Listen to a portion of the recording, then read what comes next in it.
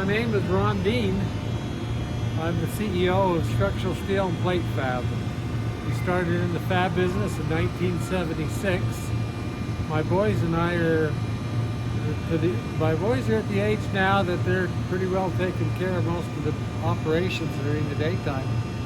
But we started in the plate business in '76, and one of the things that we've always relied on is good equipment that will keep us going, because we run about from 6 o'clock in the morning till 2 o'clock in the morning every day. We need our equipment to work, and we depend on reliability. And this new set of rolls we got from Kyle has been a real asset. We could take some pictures in a minute of some of the ducting that we're just finishing up on now for Kennecott Copper. We do truckloads of plate work. And we have been very impressed with this machine because of the computer and the reliability of it.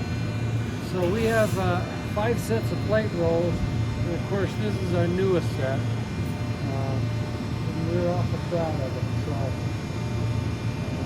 I could recommend it. I can really recommend it. So anything else?